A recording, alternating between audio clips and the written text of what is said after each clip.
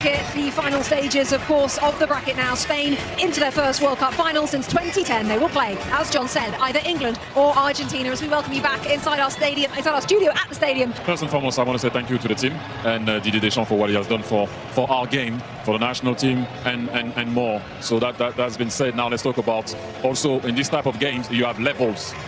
And I go back to levels. This is a team. This is a country. This is why I go back to, you know, when people talk about the US and those Spanish fans and the team find a way to be successful at every level. Women's football, youth tournaments, Olympics. I lost the final against them. And time again, they're coming. They had an identity, a philosophy. They all play the same way at every level. This is why the coach was the youth team coach normally. But because he knows exactly how the system is, all the players knows how the system is. You can see this is a team with stars in it, but first and foremost it's a team effort. And today, we were not at it, we were not in the game, but mainly because when the Spanish team gets the ball, they don't give you the ball back. You have to go and get it. You need to press a tiny bit better. We couldn't get the ball off them. The second shot on target was at the end, Dembele only, and that's us. That's why I said at every level, you have levels. Spain, congratulations. You deserve to go to the final. You are European champion. But I also want to give credit to the whole system and what they put in place, because Spain never used to win like that. And now they win at every level. They still don't win this one, don't get me wrong. And they're always there and about. So well done, Spain. Sorry for my country, officers, you can imagine. There's a team I supported, but you have to give them credit. They were just better. And do next time you meet them. But, you know, like I said, Spain, well done. 2 goal scorers for Spain today. Then, as you saw, Oyarzabal, he has 17 in his last 18, 30 in 60 for Spain. The other goal scorer, not as many. Pedro Porro with 2 for Spain, both at this World Cup. Let's hear from him now. Well, it's a dream come true. I couldn't even dream of this. I'm so happy. I'm so happy because of the team's attitude from beginning to end. I think that we did such an amazing game. We gave it our all in order to go through to the final. We knew they were a very tough team that were doing things really well, and this is our team. It's not about me. Pedro Porro with the second goal today, but I want to talk once again. You mentioned him at half-time, Oyarzabal. What a contribution to this team. 30 goals and 60 appearances for Spain, Thierry. Do you remember the first ever day? I do remember. Okay, I said people don't show respect to Oyarzabal.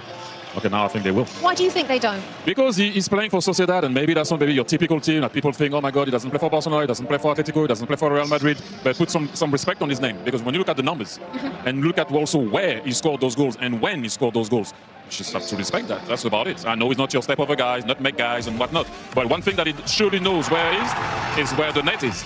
And so you have to respect that. And he's been brilliant for a very long time for Spain. Zlatan, maybe he's not fashionable, like Thierry says, plays for Real Sociedad instead of a Barcelona or a Real Madrid. But as Thierry talks about, the numbers you can't argue with. No, their numbers are crazy. But if I speak about Spain, I don't speak about one star. The team is the star. When they shine collective. Even if you have Yamal, but this is not a team that is dependent on one player. It's not an individual performance. This is a team performance. Everything they do is as a team. And this guy does these crazy numbers because of the team.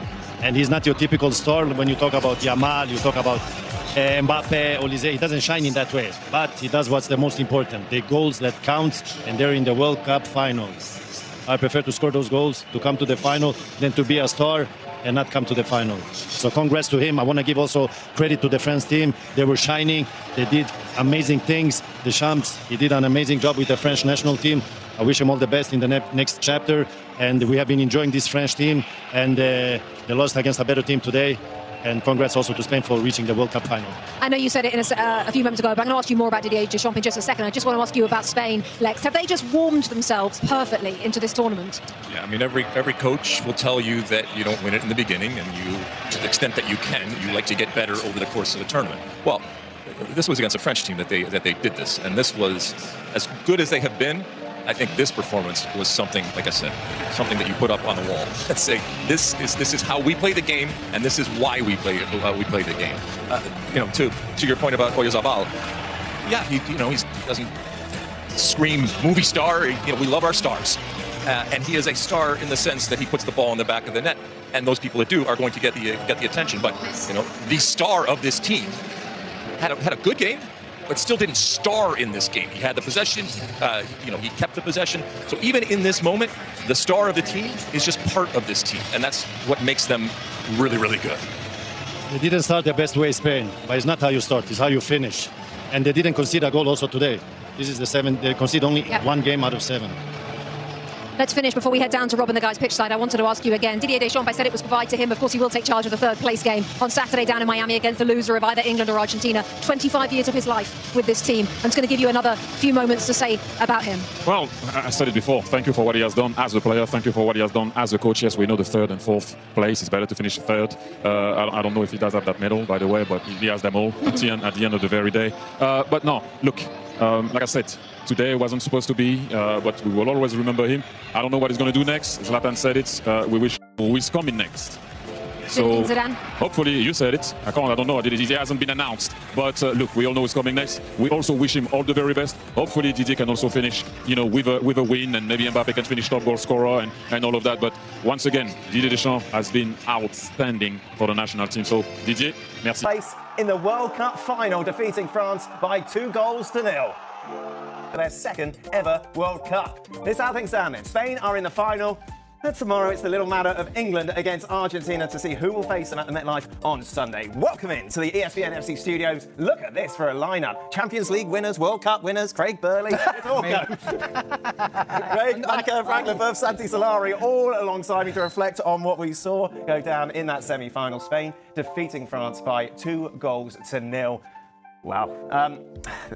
Spain dominated right from the start. We'd seen Lamine Yamal win a penalty, Oyarzabal convert it, and then a beautiful team goal would see Pedro Porro guarantee the victory for Spain, who thoroughly deserved this victory, who dominated from the start, and are through to the final, Craig, very much on merit. Played definitely the best game of the tournament. Surprised a lot by France. How not until the end they never really threatened Unai Simon, particularly in the first half. But Spain, we know they're good on the ball, but they've been super organised defensively this tournament. Only one goal, that was the game against Belgium. And for the most part of this game, they looked solid tonight. A really, really professional performance from Spain, some good goals, and really nullified the Dembeles, the Michael Olise.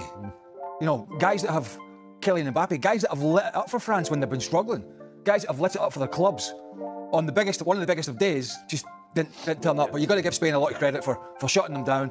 But I have to say, I'm surprised that it was as easy as it was in the end for Spain. Those stats actually flatter France because they were actually quite close, possession, shots on target. But as Craig rightly said, Spain dominated the game, didn't they? France got a couple of efforts near the end of the game, but in general, Spain were excellent. And to nullify France, who have, as you said, who've been scoring 3s and 4s and 2s and 3s every single game, you thought they'd just come today and exploit the Porros, the Koubasis, the Laporte, of course, who's playing in Saudi Arabia. But they made us all look like fools. Everybody thought France would get to the final, and Spain were incredibly dominant today. Very, very good performance from the Spanish.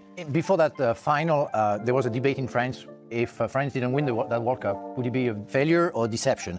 And I would have gone, say, if you play a good game, if you give 100% and you hit the post 3 times and you lose 1-0 on penalty shootout, it can be a deception. But today, it's both of them, because that was a failure. That game wasn't a good game. As you said, Spain deserved 100% to win.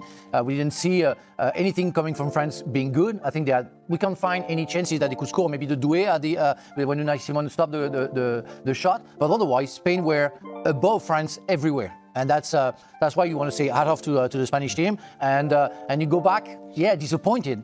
But you have to learn your lesson. It's hard. The World Cup is hard because, you don't need to run fast, at the beginning if you slow down around very close to the final. And it's what happened to the French team. De La Fuente got everything right. Yes. Didn't he, Santi? You take a look. You've got Pedri on the bench for crying out loud. Amazing collective. Well, that is the coach taking a risk and believing in what he's doing. But it's an amazing collective effort from Spain.